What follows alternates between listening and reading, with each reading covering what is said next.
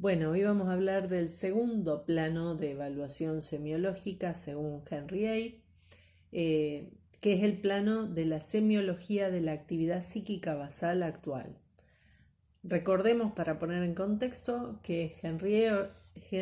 organiza la exploración del estado mental en tres planos: el plano de la semiología del comportamiento y las conductas sociales, que ya hemos visto; el de la vida psíquica basal actual, que es el que estamos por desarrollar ahora; y el tercer plano, que es el del sistema permanente de la personalidad, que veremos en otro video. Bueno, en este caso se trata de explorar el estado psíquico del presente del paciente, es decir, la organización y la estructura de su vida psíquica actual, o sea, lo que corresponde a la experiencia presentemente vivida. Esto que decíamos en el video anterior en relación a el corte transversal, es el aquí y ahora en la vida de esa persona, sin tener en cuenta la historicidad a lo largo del tiempo, pero en una transversalidad con un análisis más profundo. Es decir, esta semiología es más microscópica, así como decíamos en el primer plano, que era el aquí y ahora, en un corte transversal macroscópico de las conductas. Ahora vamos a remitirnos a anomalías, digamos, dentro de ese corte transversal, pero que tienen más que ver con una cuestión más minuciosa del funcionamiento de su vida psíquica. En ese sentido, vamos a hablar del orden y la claridad de la conciencia. Esa claridad del campo de la conciencia, ¿se acuerdan que Henry A. habla de el ser consciente como constituido, digamos, por el campo de la conciencia y el campo de la personalidad? Entonces, ese campo de la conciencia puede estar estructurado de distintas maneras y puede tener un orden y una claridad que va a ir variando desde la conciencia plena y la lucidez, la mayor lucidez de ese campo, hasta el coma. Digamos, o sea, del coma a la vigilia vamos a tener distintas variantes dentro de todo el espectro de posibilidades, pasando por estados de embotamiento, por estados confusionales, confuso-oníricos. Es decir, en cada patología van a haber distintos grados de claridad de conciencia. Otra de las variables que se evalúan en este plano es la actividad amnésica, es decir, la memoria. La memoria, recordemos que es uno de los procesos psicológicos básicos. La memoria también vamos a recuperar conocimiento de las biológicas anteriores para tener presente que requiere de distintos momentos, que son la fijación, el almacenamiento y la rememoración. Digo esto porque uno, digamos, puede tener afectadas en las distintas psicopatologías, se puede afectar la actividad amnésica en distintos sentidos.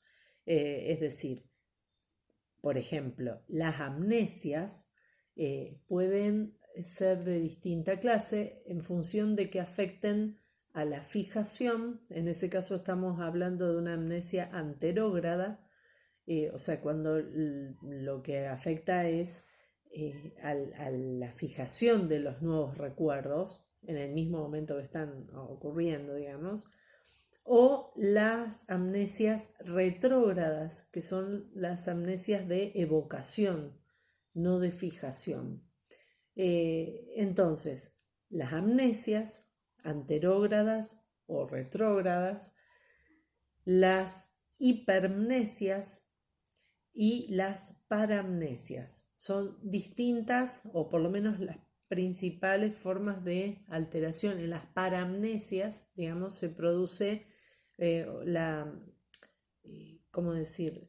Son recuerdos que se adosan, vamos a decir, a recuerdos reales, ¿no? O sea, cosas que aparecen en recuerdos que ya teníamos, pero que se arman como recuerdos paralelos que se suman a recuerdos que realmente ocurrieron de esa manera. Esto también, bueno, hay todo un detalle que no vamos a detenernos a hacer aquí, porque si no el video sería demasiado externo, demasiado extenso, que se refiere a las confabulaciones, es decir, cuando hablamos de estas alteraciones de la memoria en donde se conjugan recuerdos, o sea, realmente cuestiones mnésicas con vivencias y con información que imaginamos o que incluso inventada, pero que la persona la termina, el confabulador tiene la característica de terminar creyendo sus propias fabulaciones, ¿no? Entonces se vuelven como recuerdos paralelos a los recuerdos originales.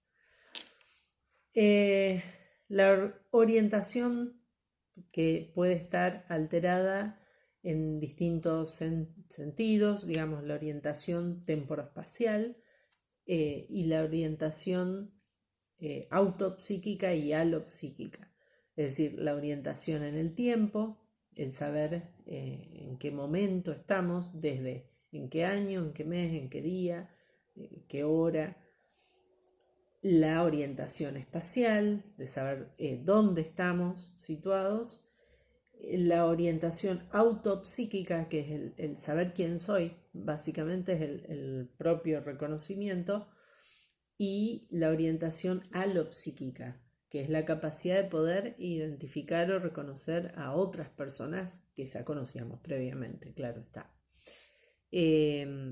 Todas estas orientaciones también se ven afectadas en distintas patologías, en síndromes neuropsicológicos, es decir, en las demencias, por ejemplo, pueden haber desorientaciones en mayor o menor grado, a veces como en crisis, en los momentos, sobre todo en las demencias vasculares que se producen después de accidentes cerebrovasculares. A lo mejor en el momento en que se están produciendo esos accidentes cerebrovasculares, se producen estados de confusión donde a nivel de la claridad del campo de la conciencia que estábamos hablando al principio hay un estrechamiento del campo de la conciencia, puede haber un estado confusional o de embotamiento justamente, es decir, sin llegar al coma o la inconsciencia, pero tampoco con lucidez y claridad, concomitantemente con estas desorientaciones que hace que es lo que uno típicamente escucha como bueno, la persona se perdió, no sabía regresar a su casa, dentro de ámbitos que habitualmente conocía. Entonces no poder encontrar el camino para regresar a casa o al trabajo, o no identificar dónde está localizada, o no reconocer, digamos, incluso cuando uno está haciendo una entrevista, puede decir, bueno, usted es capaz de decir dónde estamos. Entonces decir, sí, bueno, estamos en un sanatorio, estamos en un consultorio, estamos en la ciudad de Rosario, o no tener idea, mirar y estar totalmente desorientados. Lo mismo con la orientación temporal, ¿no? O sea, perderse en la ubicación, que va a tener distintos grados, digamos, de afectación en función de la dificultad que tenga para identificar el momento del tiempo que se está viviendo. Por supuesto que hay evaluaciones neuropsicológicas muy específicas para todo esto, tanto para la memoria como para la lucidez conciencia y la orientación temporoespacial y auto y alopsíquica, pero desde el mini-mental o desde los screening o escaneos, digamos, más rápidos de exploración del estado mental, de los más básicos, digamos, remiten a esto, de preguntar, bueno, ¿sabes quién sos? ¿Cómo es tu nombre? ¿Cómo te llamás? ¿Dónde estamos? ¿En qué año estamos? ¿De qué fecha es hoy? ¿Qué día de la semana? ¿Tenés idea de en qué horario? ¿En dónde estamos ubicados? ¿Te acordás qué hiciste hoy? ¿Qué hiciste ayer? reconoces a esta persona si hubiera un familiar o alguien que capaz de identificar a ese paciente. Es decir, son todas preguntas elementales que aunque uno tenga una batería de test neuropsicológicos para llevar adelante, son preguntas cotidianas básicas que nos permiten en una situación de emergencia explorar el estado mental de esa persona, el campo de la conciencia, con preguntas que todos tenemos al alcance de la mano y que, digamos, si la persona no es capaz de responder o tiene una desorientación significativa, enseguida nos van a dar la pauta sin tener que implementar ningún otro test o evaluación más compleja que esa. Por más que las existan, digamos que existan y las hay para hacer un examen más exhaustivo y más fino. Entonces, las alteraciones, dijimos, hasta ahora repasemos, del orden y la claridad del campo de la conciencia, desde la vigilia hasta el coma, de la actividad amnésica, las amnesias, las hiperamnesias, las paramnesias, de la orientación temporoespacial, autopsíquica, alopsíquica, de la afectividad de base. Cuando hablamos de afectividad de base, hablamos, digamos, tanto de afectos depresivos como de afectos expansivos.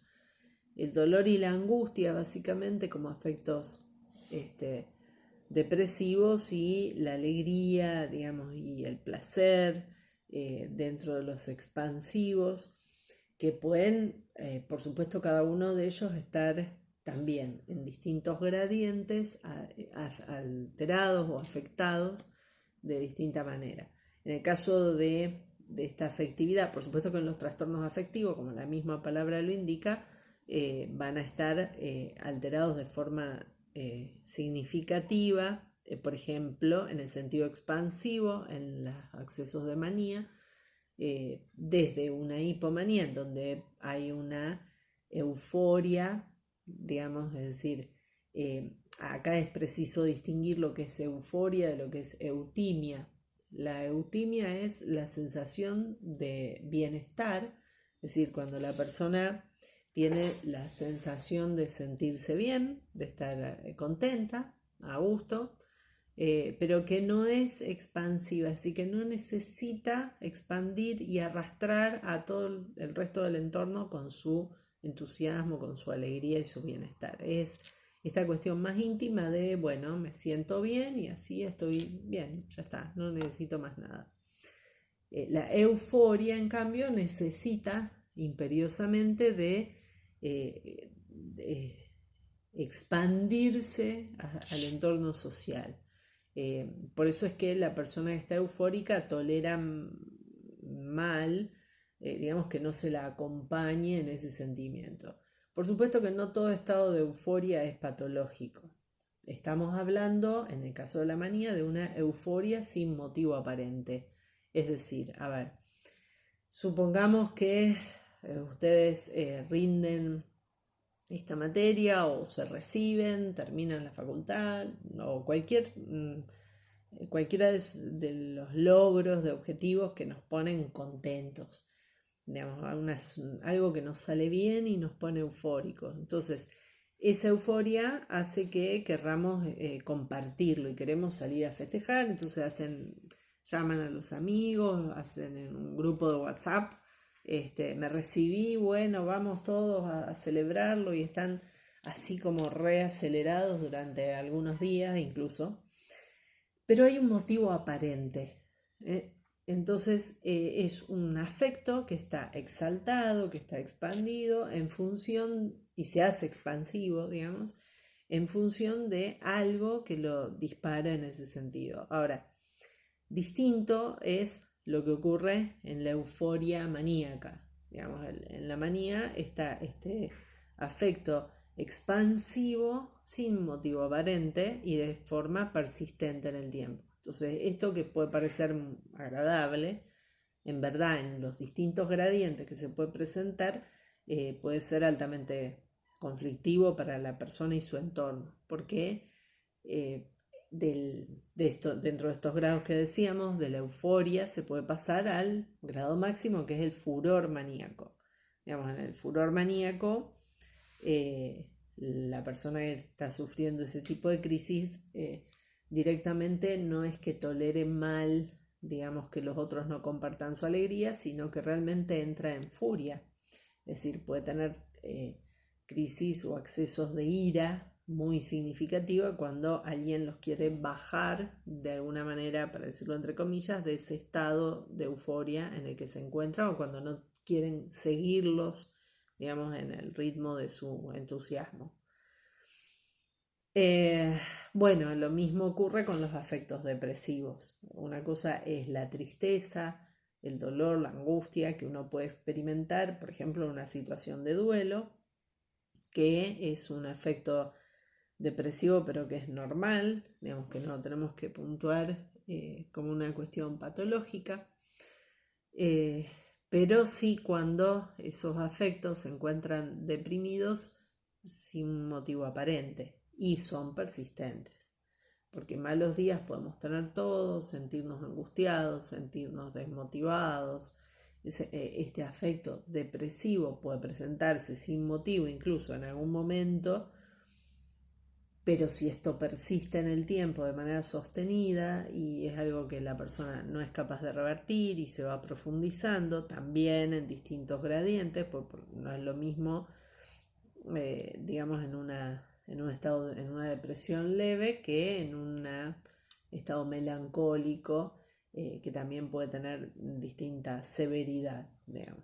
Incluso vamos a ver que esta afectividad de base también se va a relacionar con otros signos y síntomas, como a nivel cognitivo, digamos, puede aparecer ideaciones suicidas, por ejemplo, en concomitancia con afectos depresivos muy profundos, incluso hasta el punto, en algunos casos, de delirios de autoincriminación, autorreproches llevados al extremo, que a veces en los estados depresivos pueden aparecer de esa manera. Si bien la culpa está presente siempre en la depresión, digamos, el autorreproche delirante ya prácticamente, bueno, en un grado mucho más extremo, que va a ir de la mano con esta afectividad completamente alterada, digamos, en estos casos.